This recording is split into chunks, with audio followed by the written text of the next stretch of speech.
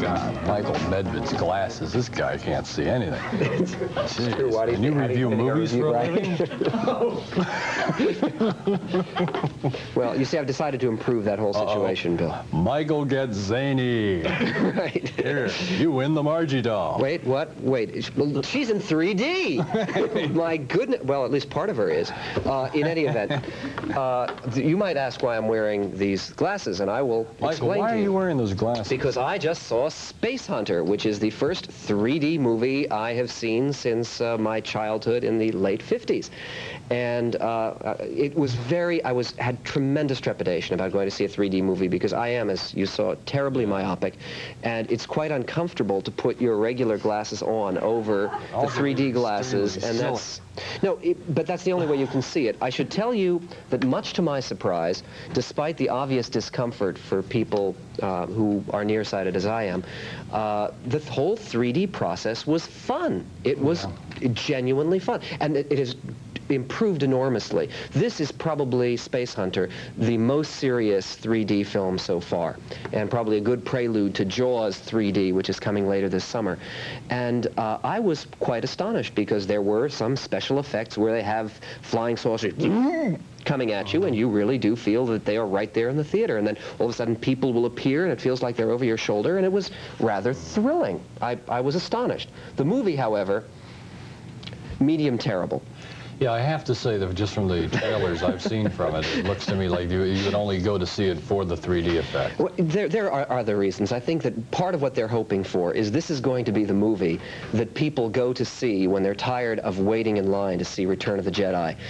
It's sort of a Star Wars Return of the Jedi meets Road Warrior, if you remember Road Warrior. Because what happens in the movie is Peter STRAUS plays a outer space salvage expert in an old beat-up jalopy of a flying saucer a la the Peregrine Falcon in Star Wars, and he goes to a planet that seems to be plague-ravaged, except you never really understand it. The plot is one of the most incoherent mishmashes I have seen in any picture, science fiction or other picture, in recent times. While he's on the planet, Peter STRAUS meets Molly Ringwald, who plays sort of an intergalactic valley girl. She's a sort of a 14-year-old punk named Nikki, who sort of tags along. And the only interesting thing in the movie really is that they have sort of a Roman Polanski-esque, well, not really, they have sort of an interesting relationship between sophisticated, tough, hard-bitten Peter STRAUS and young, vulnerable Molly Ringwald, and they become attached at the end of the movie, as if anyone had any doubt about that. But the picture's terribly slow. Even the 3D effects can't. It only cost $12 million. Which is an amazing thing in itself. That picture, even with all of its special effects, and it had some pretty good ones, cost about half as much as Tootsie, and the only special effect in Tootsie that I know of was Dustin Hoffman's breasts. But in any event, this picture has explosions and flying saucers and a bunch of jalopies a la Road Warrior and people in punk haircuts running around this desert planet with diseases and mutations, and you don't understand it, but it's fun to watch. It's obviously a movie for kids about 14.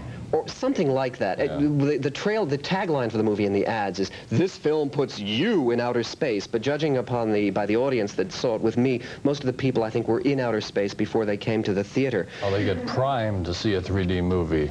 Maybe. There certainly was an audience participation film, and some of the 3D effects were the people next to me. But in any event, the best part of the movie, well, one of the best parts of the movie is trying to figure out why Peter STRAUS did it, other than that they must have paid him a decent amount of money. He's a very distinguished and fine actor, and he sort of goes through this sort of looking bemused, like, what am I doing here?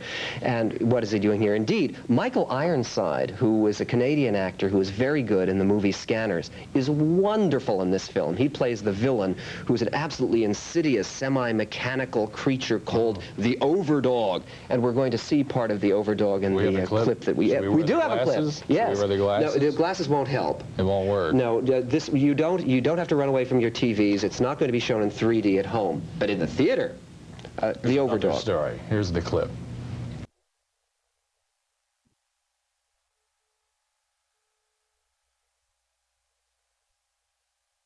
A very subtle cinematic reference to that great classic Cat Women of the Moon.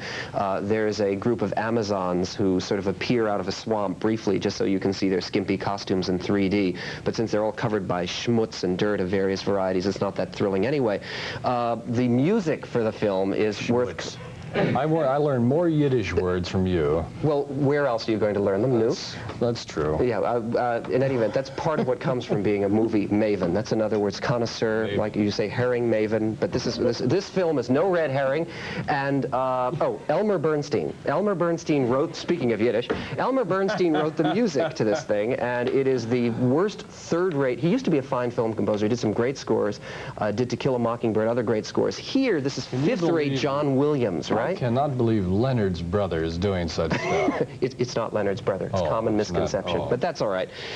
In any event, what can you say? Best part of the movie is Andrea Markovici, who plays an android. Unfortunately, she's killed within the first 5 minutes, and you miss her for the rest of the picture and hope she'll make a comeback. She never does. What can I say? If you have to see a 3D movie, this is better than The Treasure of the Four Crowns. It's better than Coming At You.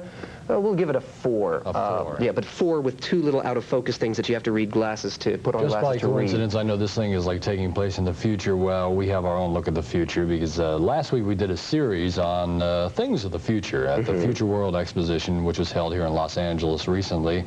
And among some of the items we found in the future, we picked some special ones out that I know will be around in the year 2050, and here they are. In the last few days, we've been showing you some glimpses of tomorrow from Future World Expo 83. We showed the exotic sports car of the future, the Vector, and the space travel system of the future as seen by Project Private Enterprise head Bob Truax. Going to beat you to it? But the real everyday items of the future were also available to be seen at Future World Expo 83, and we thought we'd show them to you. We showed you the Ford in the future, the sculpture of the future. But what about the ice cream of the future? Or the furniture of the future? Furniture that can be used in a surprising variety of ways. Here's the pen of the future, the footwear of the future, the herb tea of the future. Or is that the herb tea of the future? Well, it's Herb's herb tea of the future, available at the natural food store of the future.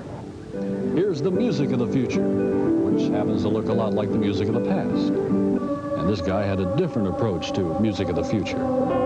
In the future, we'll travel comfortably for thousands of miles in the Space Shuttle bus. Here's something interesting. A recent study by the Stanford University Economics Department indicated that there might be a worldwide shortage of dunking tanks by the year 2020. So now's the time to get in on the ground floor. And if and when the extraterrestrials arrive here on Earth, it'll represent a significant opportunity for entrepreneurs to go into alien-oriented small businesses. The eyewear of the future, the food of the future, and in the future we'll be enjoying healthy and nutritious food cooked in the bamboo steamer of the future. And you can believe that even in the future, you can still order the bamboo steamer by calling 1-800-257-1234. And we're going to take a break, and when we come back, some music from Berlin doing Metro. Don't want to miss that.